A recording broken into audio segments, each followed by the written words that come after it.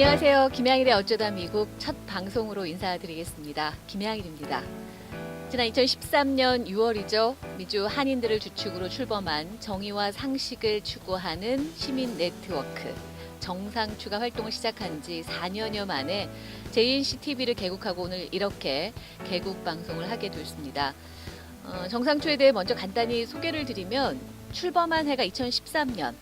다들 아시겠지만 당시 한국 사회가 얼마나 혼란하고 불안했었는지는 기억하실 거예요.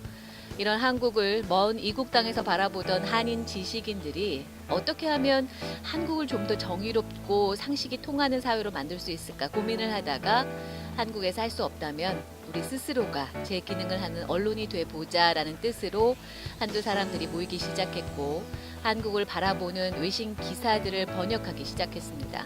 이렇게 번역된 외신들을 한국에 알리면서 정상추는 권력으로부터 또 언론으로부터 그리고 일반 시민들로부터 다양한 관심을 받았습니다.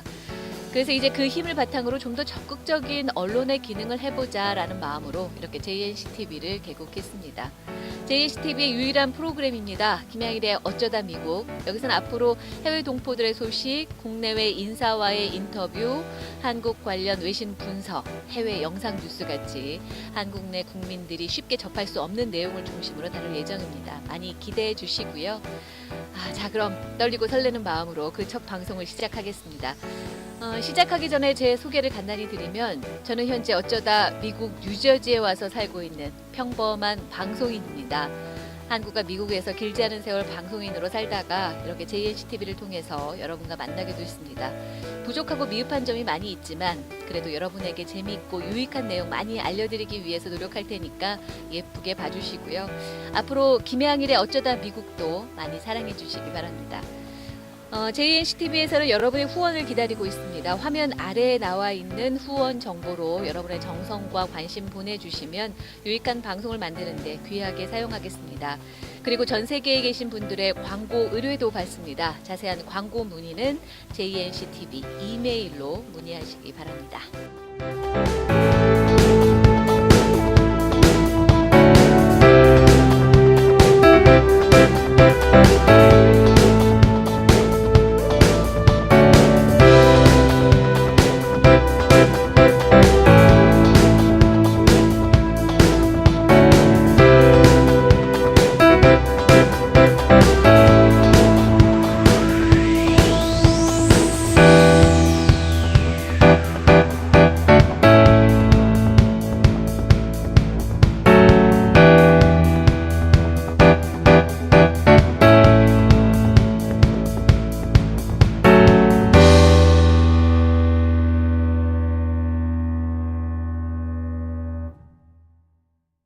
어쩌다 미국 첫 방송 함께하고 계십니다.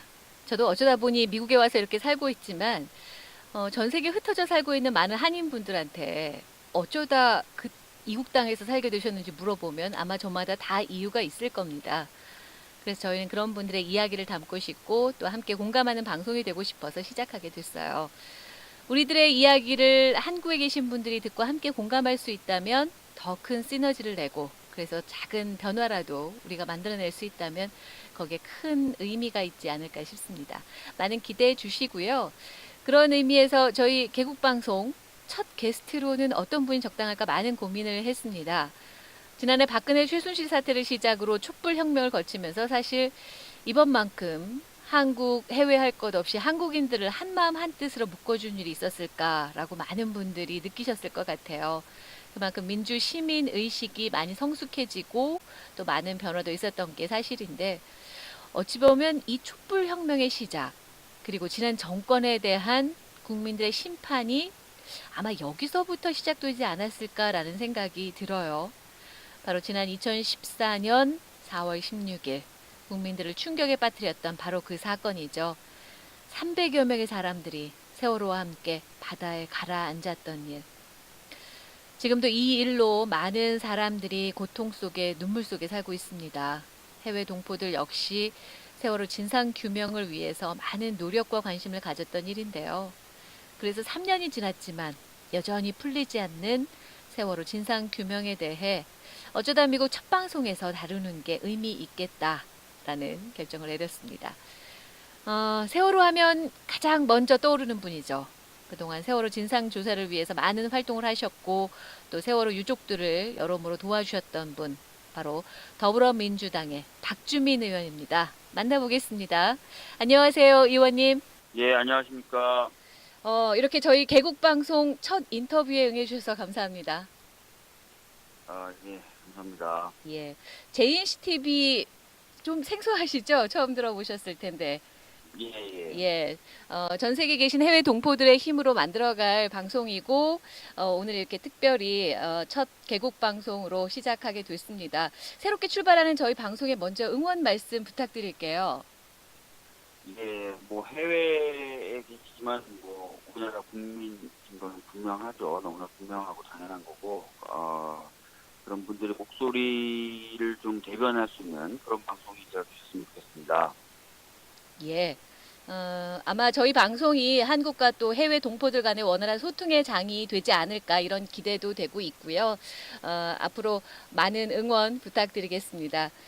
박근혜 최순실 사태를 겪으면서 결국 이제 정권 교체까지 이뤄낸 게 바로 국민들의 힘 아니겠습니까? 특별히 해외 동포들도 예, 이번 예.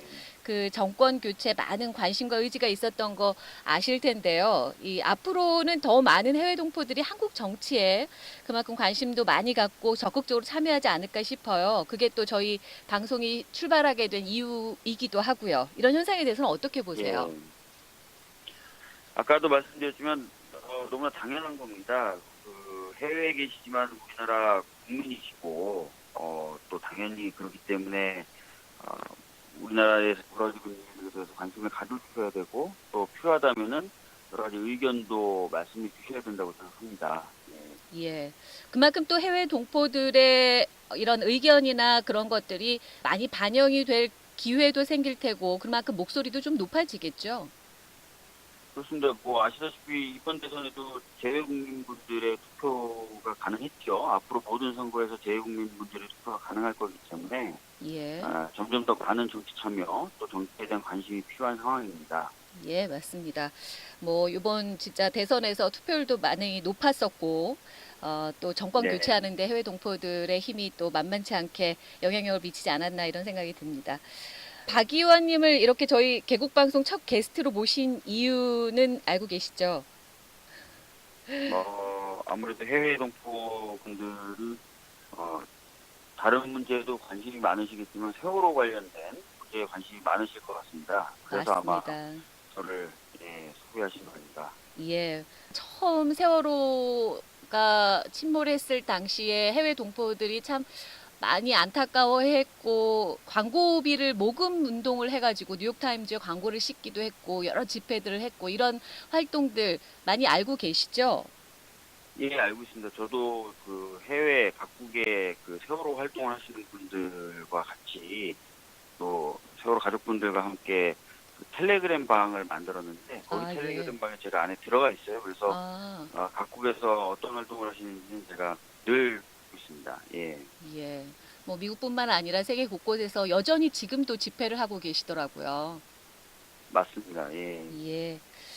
자, 그럼 본격적으로 세월호 관련해서 좀 얘기를 나눠보겠습니다. 먼저 그 현재 세월호 선체 조사가 한창 진행되고 있잖아요. 현재 어느 정도 진행된 맞습니다. 상태인지 좀 궁금하거든요. 예, 많은 분들이 아시겠지만 지금 대칠 부분이나 이런 부분에 대한 1차 수색은 다 마쳤고요. 지금 2차로 그 화물칸 부분에 대한 수색을 하고 있습니다. 그래서 화물칸에 실려 있었던 차량들의 경우는 지금 빼낸 상태고 최근에는 철근이 발견이 돼서 철근이 많이 실려 있었다라고 했었던 뭐 특조위의 조사라든지 또 여러 시민단체들 주장이 사실로 좀 증명되고 있는 상황입니다. 예. 그 미수습자 유해 발굴은 어느 정도나 진행이 됐어요? 최근에는 좀 속도가 좀 더뎠죠. 네. 거기다가 이제 소멸칸에서 그걸로 보이는 뼈들이 수습이 됐습니다. 근데 다만 아직까지 DNA 검사가 마치지 않아서 어느 부분이신지는 아직까지 확인이 되지는 않은 상황입니다. 네. 이 세월호 선체 조사위는 언제까지 활동을 하게 되는 겁니까? 선체 조사위 활동은 대략 6개월 정도 활동한다고 생각하시면 될 것 같습니다. 예. 예. 지금 어느 정도나 남아 있는 거죠? 저도 정확히 남아있는 정확히까지는 기억을 못하겠는데 이렇게 한 4개월 가깝게 예. 활동기간이 여전히 남아있는 상황입니다. 예. 알겠습니다. 뭐 앞으로 계속해서 조사가 이루어지면서 더 많은 또 사실들이 드러나게 되겠죠?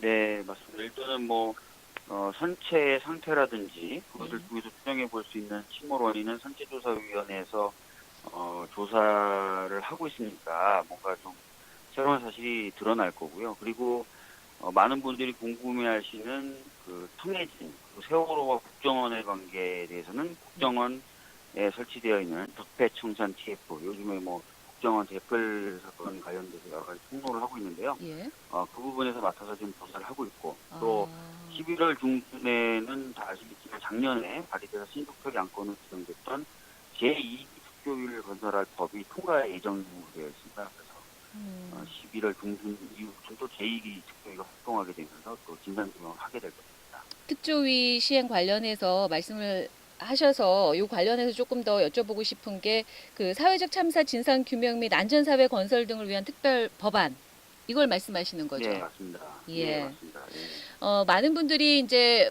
박주민 의원님께서 법안을 발의했다는 건 알고 있는데 그 내용에 대해서는 좀 자세히 모르고 계시는 분들이 많으실 거거든요. 먼저 좀 설명을 해주시겠어요? 이 법안은 이제 방금 말씀드렸던 것처럼 세월호 참사에 대한 진상규명을 하도록 되어 있는 법이고요. 네. 거기에 아울러서 최근에 다시 또 얘기가 많이 되고 있는 가습기 살균제 피해 사건도 진상규명을 하도록 되어 있습니다. 총 활동 기간은 3년으로 되어 있고요. 예. 전에 없이 좀 긴 기간입니다. 3년에다가 또 그렇죠. 1년을 더 할 수 있어서 한 4년까지 활동을 할 수 있고 네. 특검을 또 필요하면은 요청할 수 있는데 과거 1기 특위의 경우에는 특검을 요청하면 국회가 그 특검을 받을 거냐 말 거냐 또 특검에 관련된 의결을 할 거냐 말 거냐가 국회의 자율적 판단에 맡겨져 있다면 지금 이 법은 특검에 관련된 요청을 하면 국회가 무조건 의결을 하도록 되어 있어서 강제력이 있고요. 그 다음에 예. 특검을 무제한 발동할 수 있게 되어 있습니다. 그리고 특검을 누구로 할 것인지도 특조위에서 지정을 할 수 있게 되어 있기 때문에 예. 굉장히 정치적으로 독립적인 사람을 특검으로 만들 수 있는 그런 힘을 갖고 있는 특별위원회가 만들어질 것입니다. 그러면 지난 2015년에 시행됐던 세월호 특별법에서 그러니까 기소권이나 수사권 같은 게 다 포함이 된다는 말씀이신가요? 그러니까 일기 특조위의 경우에 기소권과 수사권을 주는 방식을 특검 요청 권한이라는 방식으로 줬지 않습니까? 예. 그런데 이게 특검 요청 권한은 좋지만 특검을 요청하면 국회가 그 의결을 국회가 알아서 해야 돼요. 알아서 하는 그렇죠. 구조 있어요. 네. 그러니까 국회가 안 해버렸죠. 네. 사실은. 그런데 이 특조위 관련된 법은 특조위에서 특검을 요청하면은 국회가 무조건 의결하도록 되어 있습니다. 일기 특조위 특검을 2번 요청할 수 있는데 이번에는 특검 무제한으로 요청할 수 있습니다. 예. 그러면 이 법안이 통과가 되면 이거는 특조위 출범에 대해서는 국회 동의를 얻을 필요가 없다. 무조건 시행을 해야 된다. 이런 말씀이시네요. 네, 특검을 요청하면 국회가 정해진 기간 내에 표결을 해야 되고요. 네. 또 아까 말씀드렸던 것처럼 그 요청 횟수가 무제한이고 게다가 예. 더 나아가서 특검을 누구로 하면 좋을지도 특조위가 의견을 내서 후보를 지명할 수 있게 되어 있습니다. 강력한 법안이라는 생각이 드네요. 박영수 특검 같은 특검을 무제한으로 한다 이렇게 생각하시면 될 것 같습니다. 알겠습니다. 그런데 중요한 건 뭐 11월에 이제 상정이 될 텐데 이게 통과가 되느냐 마느냐의 문제거든요. 여소야대 상황에서 어떻게 예상하세요? 신속처리 안건으로 지정을 했을 당시 이미 국민의당과 정의당은 동의를 했던 거거든요. 이 법안에 대해서. 네. 그래서 특별한 사정 변화가 현재 없기 때문에 이 법의 통과에 대해서는 뭐 낙관하고 있습니다. 신속처리 안건을 지정하려면은 해당 상임위의 그 60%, 66% 3분의 2가 동의를 해줘야 되는데 예. 그 당시에 이제 좀 어려운 과정을 거쳐서 국민의당, 정의당까지 설득을 해냈습니다. 그래서 이미 이제 그때 동의를 해줬기 때문에 이게 본회의에 올라오면 예전에 동의는 해줘놓고 이번엔 반대한다. 이게 좀 말이 안 되거든요. 그래서 통과가 될 것으로 보고 있습니다. 예. 그래도 또 정치권이라는 게 어떨지 몰라서 만약에 반대를 하게 된다면 어떨까요?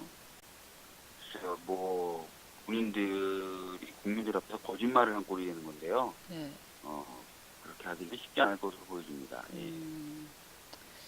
알겠습니다. 여기에 대해서 아마 국민들이 계속해서 관심을 갖고 지켜본다면 아마 정치권에서도 그렇게 쉽사리 의원님 말씀하신 것처럼 말을 뒤집지는 못할 것이다. 이런 예상도 되고 있는데요. 근데 한 가지 좀 요즘에 드는 생각은 아마 많은 국민들도 이런 생각을 하지 않을까 싶은데 이게 정권이 바뀌면 세월호 문제는 좀 금방 해결되지 않을까 이런 기대를 사실은 했거든요. 근데 이렇게 뭐 특별법 네. 통과도 사실 지난해에 발의를 하셨지만 아직까지 통과되지 않고 있는 상황이고 뭐 신속 처리 안건이라는 것이 예. 사실상의 기간을 필요로 하는 겁니다. 그리고 아, 아시다시피 이제 문재인 대통령이 당선이 됐다고 해서 국회 의석 배분 비율이 달라지는 건 아니거든요. 그렇기 때문에 국회에서 입법이라는 것에 대해서는 사실 상황적으로 변한 건 없습니다. 신속처리 안건으로 지정할 수밖에 없었던 이유에 대해서는 잘 아실 거예요. 지금 야당이 된 자유한국당이 반대를 하는 상황에서는 국회 선진화법상 본회의에 어떤 안건을 상정하려면 두 가지 요건밖에 없습니다. 하나는 의장이 직권 상정하든지 아니면 신속처리 안건을 지정하는 방법밖에 없었는데 의장의 직권 상정 부분은 저희들이 계속 시도하고 실패했고 그럼 나머지 하나의 방법은 신속처리 안건 지정밖에 없었습니다. 근데 네. 신속처리 안건 지정이라는 건 아까 설명드렸던 것처럼 일정한 기간을 두도록 되어 있습니다. 법에. 네. 그 기간이 지금 12월 중순에 도래하는 그런 상황이 되는 것이죠. 예. 신속 처리 안건 때문에 일정한 기간이 필요했던 만큼 이렇게 시간이 지금 필요했던 거고 이게 너무 더뎌지는 게 아니냐 이런 우려들은 더 이상 하실 필요가 없을 것 같습니다. 특별 법안 11월 중순 통과를 아주 확신하고 계시니까 저희도 좀 마음이 한시름 놓이고요. 뭐 우려를 많이 했었고 이게 너무 더뎌지는 게 아닌가 여러 걱정도 많이 했었는데 의원님 이렇게 직접 말씀 나눠 보니까 왠지 정말 될 것만 같습니다. 기대가 많이 되네요. 그러면 문재인 정부 차원에서 뭐 할 수 있는 일들은 없었을까요? 지금 문재인 정부의 경우에는 아시다시피 이제 그 선조위가 활동하는 것에 대해서 충분히 보석하고 있고 예. 아마도 이기 특조위가 뜨는 것을 좀 더 가속화시키기 위해서 법 통과는 11월 중순에 되니까 네. 사전에 준비를 철저히 하는 식으로 하게 될 것 같습니다. 알겠습니다. 뭐 저희들이 할 수 있는 일이라면 이제 진상 규명이 되는 날까지 이제 지치지 않고 계속해서 관심을 갖는 일일 것 같은데 그러기 위해선 세월호 진상 규명을 위해서 필요한 것들도 많이 있겠죠. 이게 뭐 아무래도 아까 말씀하셨던 것처럼 지속적인 관심이 필요한 상황이고요. 네. 그리고 무엇보다도 이제는 진상규명 당연히 더 중요하지만 추모라든지 지역 관련된 이슈들도 조금씩은 관심을 가져주셔야 되는 때인 것 같습니다. 예. 박주민 의원님 특별히 이 세월호 특별법 관련해서 많은 활동들 하고 계시는데 지난번 후원금 모금도 아주 반응이 꽤 좋았던 걸로 들었어요. 이런 관심들이 지속적으로 네, 있어야 되지 않을까 싶은데 어떠세요? 뭐 그렇겠죠. 뭐 아무래도 많은 국민들께서 정치인을 대하실 때 뭐 칭찬, 비판 뭐 이런 것들에 대해서 좀 적극적으로 해주신다면은 많은 정치인들이 좀 더 열심히 하시지 않겠습니까? 네. 그런 차원에서라도 좀 정치에 대한 관심이라든지 의사표현 같은 경우는 매우 필요하다고 생각합니다. 예. 예, 모두의 바람대로 하루속히 세월호 진상규명이 이루어져서 이 유가족들 한을 좀 꼭 풀어드렸으면 좋겠고요. 또 이 일을 위해서 의원님도 지치지 마시고 끝까지 싸워주시길 바랍니다. 예, 알겠습니다. 예. 그 이번 발의하신 법안안에 그 소방관 관련한 것도 포함이 되죠. 예, 제가 대표 발의하진 않았고요. 예. 공동 발의로 이재정 의원과 같이 발의한 거 아, 중에 소방관의 처우를 개선하는 특히 이제 국가직으로 전환하는 그런 내용을 담은 법안도 있습니다. 예. 소방관 주까지 전환을 위한 캠페인에도 직접 참여하셨어요. 밀가루를 뒤집어 예, 쓰셨던데 어떻게 참여하게 맞습니다. 예. 되셨어요? 아까 말씀드렸던 것처럼 그 해당 법안을 발의하고 나서 그 법안을 한번 좀 국민들에게 알리고 또 통과시키기 위한 에너지들을 얻기 위해서 릴레이로 그렇게 행사를 하기로 했고 그 행사의 의미는 아시겠지만 그 화염 속에서 연기 마시면서 일하는 소방관 분들의 그 처우 그리고 어떤 그 힘듦 이런 것들 그런 것들 좀 이제 경험을 해보려고 연기와 비슷한 그 밀가루 같은 것을 좀 뒤집어 쓰면서 하는 식으로 기획이 됐던 것입니다. 네, 근데 안희정 지사 같은 경우에는 지방자치에 역행한다 이러면서 반대 의견을 내기도 하셨던데 여기에 대해서는 어떻게 생각하세요? 뭐 국가직으로 만드는 것이 꼭 정답이냐? 지방직으로 하면서 문제 처우를 개선하고 그다음에 안전을 위한 필수적인 설비라든지 장비를 충분히 갖출 수 있게 하면 되는 거 아니냐라고 이야기를 하시는 분들이 계십니다. 네. 뭐 그것 또한 또 하나의 뭐 방법이라고 생각을 합니다. 그런데 현재 이제 지방의 재정이 불균형한 상태에서 이제 달성하기가 쉽지 않다 보니까 국가직으로 전환하는 방법을 생각하게 된 것이죠. 예. 알겠습니다. 끝으로 이 방송을 듣고 계실 해외 동포들께 한 말씀 부탁드릴게요. 예, 많은 분들의 응원 속에 문재인 정부가 출범을 했습니다. 그런 기체, 그 응원, 저희들이 저버리지 않도록 열심히 하려고 합니다. 우리 한반도를 둘러싸고 긴장이 좀 고조되고 있는 문제도 있고, 또 생각하시는 것만큼 개혁 과제가 신속하게 달성되지 않아서 답답함도 느끼실 수 있는데, 그런 어떤 걱정이나 우려, 불안, 답답함 이런 것들을 차츰차츰 해소해 나가는 모습도 보여드리도록 노력하겠습니다. 알겠습니다. 저희들도 멀리서나마 이 일이 해결되는 날까지 응원하면서 끝까지 지켜보겠습니다. 예, 감사합니다. 예, 오늘 말씀 감사합니다. 예.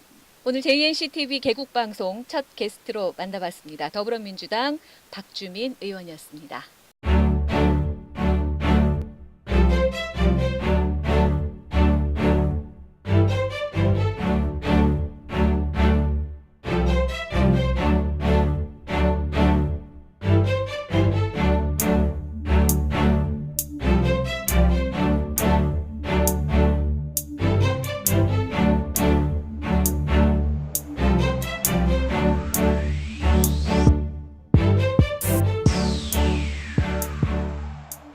어쩌다 미국 함께하고 계십니다. 오늘 JNCTV 개국방송으로 함께하고 있는데요. 이번에 준비한 코너는 외신 브리핑입니다. 최근에 미국뿐 아니라 전 세계 외신에 소개된 한국 관련 기사들을 분석해 전해드리는 시간입니다. 오늘은 아무래도 현재 가장 큰 이슈라고 할 수 있죠. 북한과 미국 간의 긴장 수위가 올라가면서 전쟁이 일어나는 게 아니냐 이런 불안감이 높아지고 있는데요. 여기에 대해서 외신들이 내놓은 기사들 정리해가면서 전체적인 흐름 짚어보겠습니다. 외신 브리핑 도와주실 분은 영국에 살고 계신 분입니다. 김대비 기자 만나보겠습니다. 안녕하세요. 네, 안녕하세요. 네, 먼저 청취자분들께 직접 소개를 해주시죠. 네, 제 이름은 데비 김이고요. 저는 영국 런던에 거주하는 직장인으로서 사회 정의에 관심을 두고 세월호 위안부 등 여러 가지 사회 활동을 해오고 있습니다. 언론사에서 외신 번역 기자로도 잠깐 활동을 하기도 했습니다. 예, 화려한 경력을 갖고 계시네요. 앞으로 기대가 큽니다. 어느 방송에서도 접할 수 없는 전문적인 외신 분석 부탁드릴게요. 감사합니다. 네, 열심히 하겠습니다. 예. 현재 북미 간의 긴장이 본격적으로 시작된 게 지난 7월 말 북한이 대륙간 탄도미사일 ICBM 발사를 하면서부터예요. 그때로 돌아가서 당시 북한이 ICBM을 발사한 후 외신들 반응 먼저 차례대로 짚어볼까요? 네, 먼저 CNN이 7월 31일 북한이 이번에 최장 사거리의 두 번째 대륙간 탄도미사일을 발사했다고 보도했습니다. 7월 28일 금요일 북한이 발사한 대륙간 탄도미사일은 45분 동안 고도 3,700km까지 올라간 후 1,000km를 날아갔다고 미국과 동맹국들이 분석했습니다. CNN은 미사일이 정상 각도로 발사되었다면 로스앤젤레스, 덴버, 시카고 등이 사정권에 있으며 뉴욕이나 보스턴까지 도달할 가능성도 있다는 참여과학자 모임의 데이빗 라이스의 주장을 보도했습니다. 그때 트럼프 대통령 반응이 있었죠? 네, 트럼프 대통령은 이제 7월 31일 존 켈리 신임 백악관 비서실장 취임 내각회의에서 기자들에게 우리는 북한 문제를 해결할 것이다. 우리는 북한 문제를 해결할 능력이 있다. 해결될 거다. 우리는 모든 걸 해결할 거다라는 등 반복적으로 해결할 수 있다는 점을 강조했습니다. 트럼프 대통령은 트위터로 중국이 미국을 위해서 북한에 아무것도 하지 않아서 중국에 매우 실망했다고 글도 올렸습니다. 그러나 북한과 관련된 특별 대책 발표는 없었습니다. 생각보다 그때 트럼프 대통령 반응은 그렇게 강경하진 않았어요. 그런데 이제 이것과 좀 상반된 반응이 그때 동시에 나오기도 했었죠. 네, 8월 1일 미 공화당 중진인 그레엄 상원의원이 MBC 투데이 쇼에 출연해서 만약 북한이 미사일 프로그램으로 미국을 계속 위협한다면 북한과의 전쟁이 있을 것이라고 트럼프 대통령이 자신에게 말했다고 이야기를 했는데요. 전쟁 가능성을 언급해서 큰 파장이 있었습니다. 특히 미사일 프로그램을 막기 위한 전쟁이 일어나도 거기에서 일어나는 것이며 수천 명이 죽더라도 거기에서 죽는 것이지 여기서 죽는 것이 아니다라고 트럼프 대통령이 본인에게 직접 말했다고도 했습니다. 예, 이때 처음 이제 미국에서 전쟁 가능성에 대한 이런 반응이 나오면서 불안감이 높아졌어요. 물론 이때는 트럼프 대통령이 직접 발언한 건 아니었지만 이렇게 전쟁을 언급했다는 것만으로도 언론 반응이 뜨거웠던 것으로 기억합니다. 네, 뉴욕타임즈가 8월 1일 사설에서 북한에 대한 허세를 그만 부리고 대화를 촉구했었습니다. 타임즈는 트럼프 대통령이 암묵적으로 인정하듯 대북 핵 위협에 대한 그의 접근이 실패했다면서 북한과 거래하는 중국은행에 대한 제재 하나로는 해결이 되지 않으며 트럼프는 허세를 벌이고 렉스 틸러슨 국무장관이나 다른 고위 인사를 북한에 보내 대화할 것을 주문했습니다. 그러면서 조건 없는 대화를 강조했죠. 또한 북한이 최근 대화에 관심이 있다는 전문가의 의견도 같이 전했습니다. 네. 한국 정부나 미국 정부가 이 북한의 미사일 발사에 대해 강경하게 반응하고 있는 상황에서 뉴욕타임즈가 꺼낸 이 대화 제의 상당히 뜻밖이었어요, 당시에. 네, 그렇습니다. 여기에 틸러슨 국무장관도 8월 1일 브리핑에서 북한은 우리의 적이 아니며 미국은 북한의 정권 교체와 정권 붕괴를 원하지 않고 한반도에서의 급진적 통일도 원하지 않으며 38선 이북으로 군대를 보낼 곳을도 찾지 않는다고 말했습니다. 구체적인 대화 계획에 대한 언급은 없었지만 북한과의 대화 가능성은 있다 정도로 보입니다. 네. 트럼프 대통령과는 이제 반대되는 반응이어서 이 틸러슨의 발언이 나오면서 아, 이건 또 무슨 상황인가 하고 의아했던 분들도 있을 텐데요. 여기에 대한 외신들 반응은 어땠나요? 틸러슨이 북한에 대한 대화 제의를 하자 뉴욕타임즈가 북한과 대화할 준비가 되었는가라는 제목으로 사설을 보도했습니다. 타임스는 사설에서 북한과의 정권 교체를 원하지 않고 생산적인 대화를 원한다는 틸러슨의 발언이 이제 평소 트럼프 대통령이 사용했던 거친 언사와 다르다며 놀랍다고 표현을 하기도 했습니다. 네. 타임스는 또한 안보 전략의 부재도 강력히 비판했는데요. 안보 전문 인력도 심각히 부족하고 행정부가 경험 없는 관료들에 의존하고 있고 대북 정책에 대한 일관된 정책도 없다고 비판했습니다. 게다가 미국인뿐만 아니라 미국 동맹국들도 트럼프 행정부의 방향을 이해하기 힘들다고 전했습니다. 그러게요. 대통령과 국방장관이 이렇게 서로 다른 얘기를 하고 있으니까 뭐 뉴욕타임즈가 이렇게 지적하는 것도 무리는 없어 보입니다. 네. 그리고 뉴욕타임즈는 8월 7일 틸러슨 발언을 다시 보도했는데요. 평양과의 대화 가능성을 열어놓고 있으며 협상을 위한 특별 전제 조건을 가지고 있지 않다고 보도했습니다. 그러면서도 북한이 미사일을 포기하는 것이 대화를 위한 최적의 신호라고 말했습니다.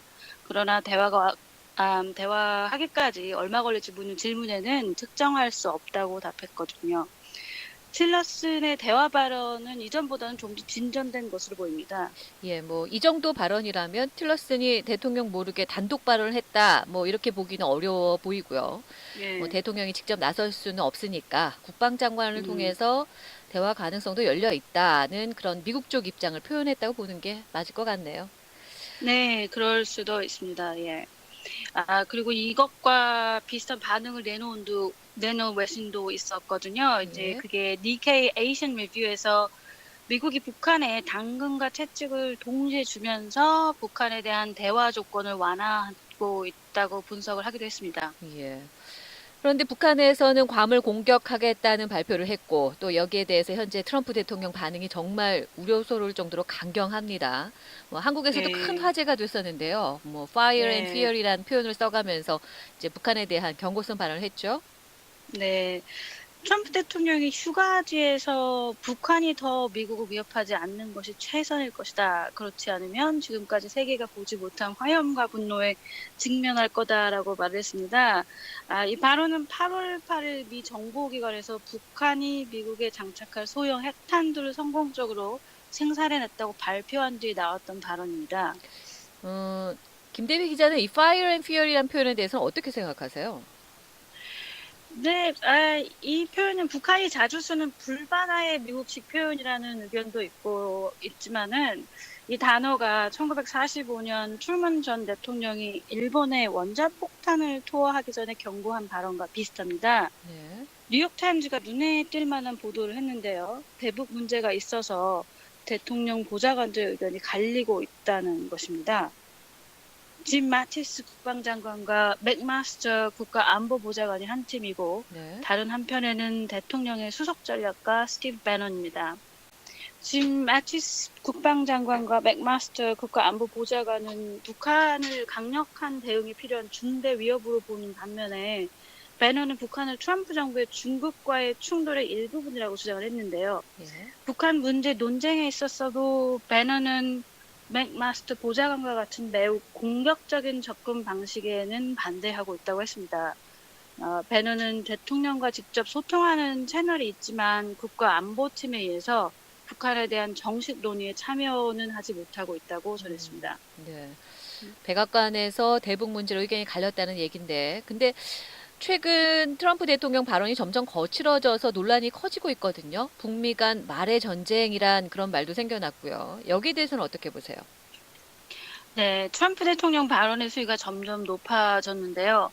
8일에는 북한은 지금껏 전 세계가 보지 못한 화염과 분노에 직면할 것이다 하고 9일에는 북한에 대한 화염과 분노에 대한 발언은 충분치 않다라고 말을 했으며 11일에는 북한이 빠르게 후회하게 될 거다. 북한이 현명하지 않게 행동할 경우 군사적 해결책이 완전히 준비됐고 장전됐다는 등 이렇게 점점 발언 수위가 높아지면서 여기에 대한 비난 여론도 만만치 않은데요.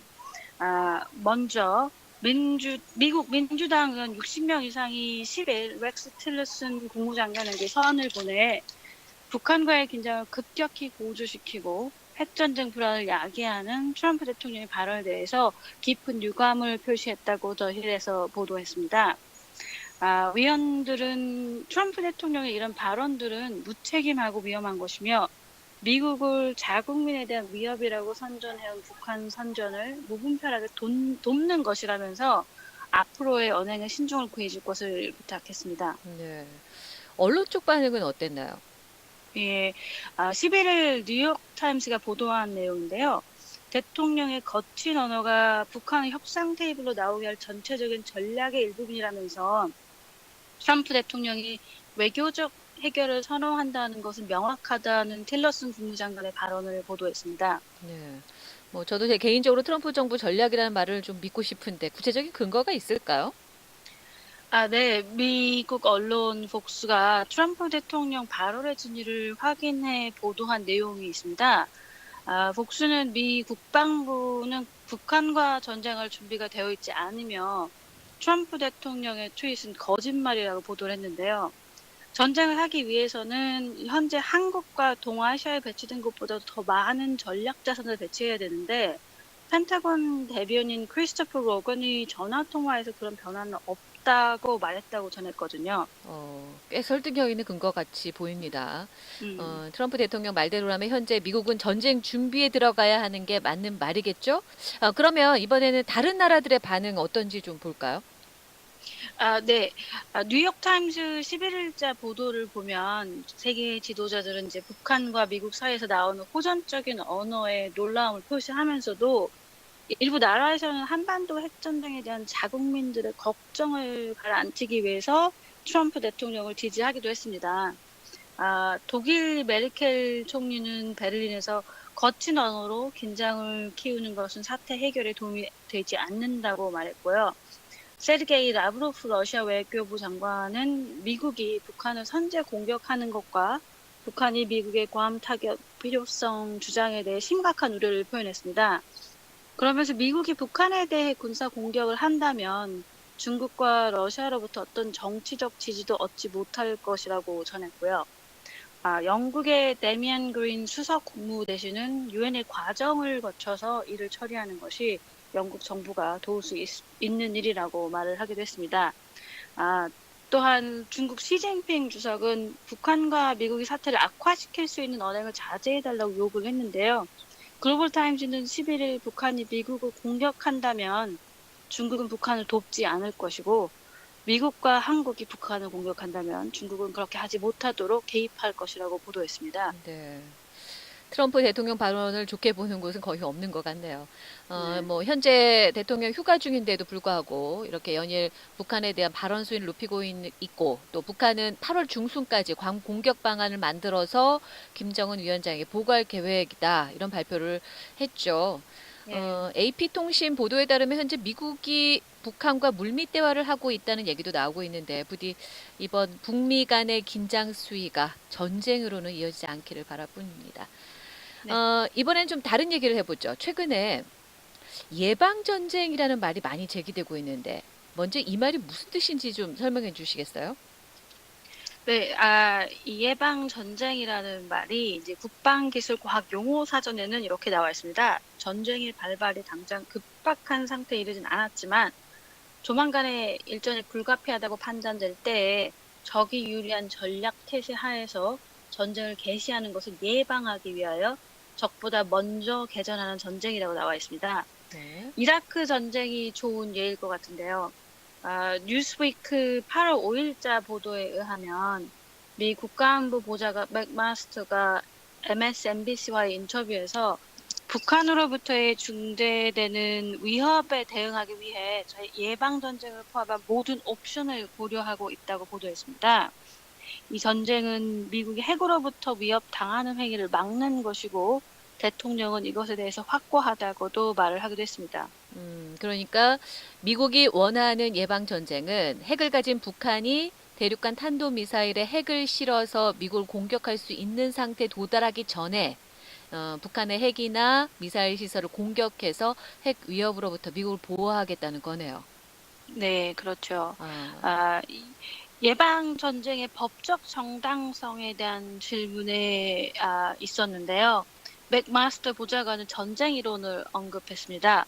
위험의 성격이 무엇인지, 그리고 그 위험이 국민과 국가의 이익을 방어하기 위한 행동을 정당화시킬 수 있는지가 이런 법적 정당성에 달려 있다고 답했습니다. 네. 위험 상황이라는 명분, 또 그런 위험 상황에서 국민을 보호한다는 명분만 있다면 예방 전쟁이 불가능하지 않다고 본다는 거네요. 참, 이건 미 정부 쪽 입장이고요. 의회 쪽은 어떤가요? 예방 전쟁을 위해서는 국회 승인을 받아야 하는지 관련해서는 논란이 좀 있습니다. 미 의회 전문지 더 힐의 8월 9일자 기사를 보면 지금껏 미 의회 지도자들이 침묵을 지켜왔는데요. 그 이유는 전쟁 결의안에 대한 의회 표결이 내년에 있을 의회 선거에 영향을 줄 수 있기 때문이라고 합니다. 네, 내년에 미국 의회 선거가 있군요. 정확히 언제죠? 트럼프 대통령의 임기 중반쯤인 2018년 11월 6일에 있습니다. 하원 435석 전체와 상원 100석 중 33석인데요. 지금 전쟁 결의안 표결을 밀어붙여서 내년 선거에 역풍을 맞을 수도 있기 때문에 의회에서 이 부분은 신중히 판단하는 것으로 보입니다. 더 힐은 그러나 트럼프 대통령이 핵 공격을 언급했기 때문에 민주당의 다수 의원과 공화당의 소수 의원은 트럼프 대통령이 먼저 국회에 와서 정식으로 군사력 승인을 얻는 것이 필요하다고 전했습니다. 또한 공화당 댄 슬리반 상원의원은 미 헌법 1조를 예를 들며 예방전쟁은 의회의 승인을 필요하다고 주장을 했는데요. 공화당 다니엘 웹스터 의원은 예방전쟁이 의회의 승인을 필요로 하는지 아직 자세히 검토해 보지는 않았지만 의회와 상의하는 것이 대통령에게도 좋을 것이다 라고 말했습니다.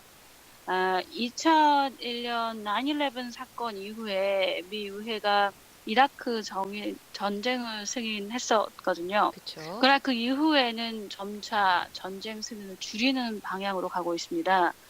2013년 바락 오바마 전 대통령이 시리아 군사 공격을 요청했을 때 공화당이 이걸 거부했고요.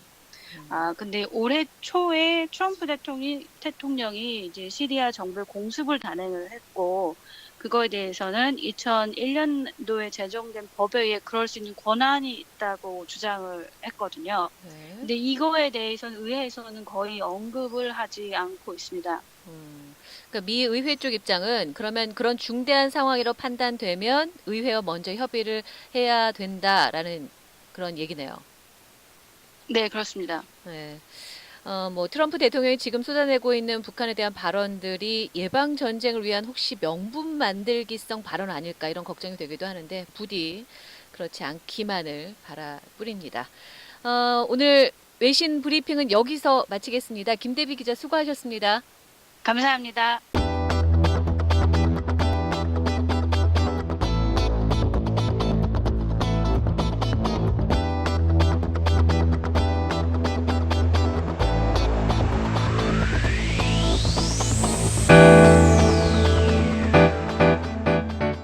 어쩌다 미국 오늘은 여기까지입니다. 오늘 첫 시간으로 보내드렸는데요. 어떠셨는지 모르겠네요. 앞으로 더 많은 외신들과 해외 소식들 가지고 여러분 찾아뵐 거고요. 정확하고 다양한 소식 전해드리기 위해 노력하겠습니다. 지금까지 청취해주셔서 감사합니다. 김양일이었습니다.